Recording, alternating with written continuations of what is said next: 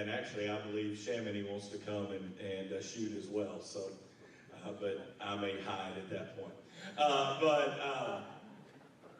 But I'm excited. Brother Dennis and Sister Vanna are so special to me. They've affected my life, how much they've directed my life. I've been your pastor for a little while now, and many of you know me pretty well. And sometimes I get an idea in my head, and I think, hey, I'm going to do that. I don't know if I call that being a visionary or being ADHD. I'm not sure which it is. But several years ago, I got that idea. And I told Beth, I said, I know it'll be hard. I said, but I think we should go on the mission field. I think we should become missionaries. And she said, why don't you talk to Dennis Tanner? And I went to Dennis and I said, Bishop, I'm starting to feel this. And he asked me the dumbest question I've ever heard in my life. Well, what do you want to do on the mission field? I want to go on a mission field. And it hit me at the asking of a simple question that wasn't my call. Mission trips, yeah, maybe. Mission supporter, definitely. But God hadn't poured into me to go do something with my life. He called me. I couldn't go do a mission trip forever. And it was eye-opening to me. And it's what taught me that my call was what I was already doing, which is being a pastor.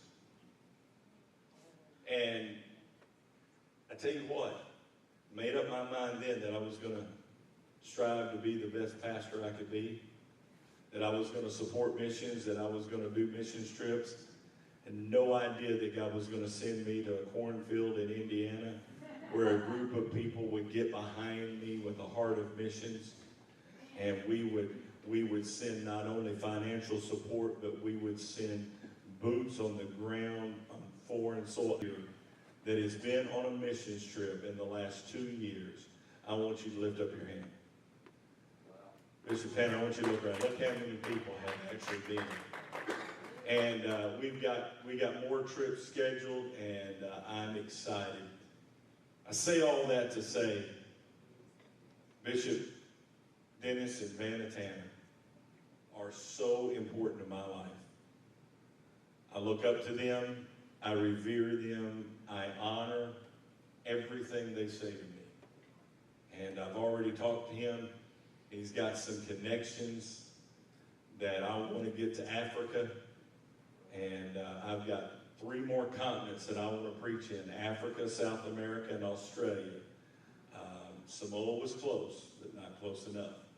And I want to get to those 3 continents. And so I am just excited that my life has intersected with his life, and I've been able to let him speak into me. And so at this time, Brother Tanner, would you come? If Sister Vanna is hopefully she'll come and say something, sing something. I tell you what, there's a powerful miracle that you got to feed 280 people with 4 dozen eggs. But I tell you another miracle. Sister Vanna's here and it's not raining. It's not raining. And every time I'm with this woman, it rains. So maybe that's because it's in Scotland. I don't know. It rains on the just and the unjust. Well, it's so good to be back here. And Dennis and I, we were talking this week. We have such fond memories of every place we've really been with Pastor Tommy and Sister Beth. And this church, your missions conferences that we have been to have just been phenomenal. Not just fun, but phenomenal. And we're thankful for your leader who has a heart for missions. I went to the missions field too at an age when most sending organizations would say you can't go. You're too old to go and adjust. And I wound up in Brussels, Belgium with this guy on my 48th birthday.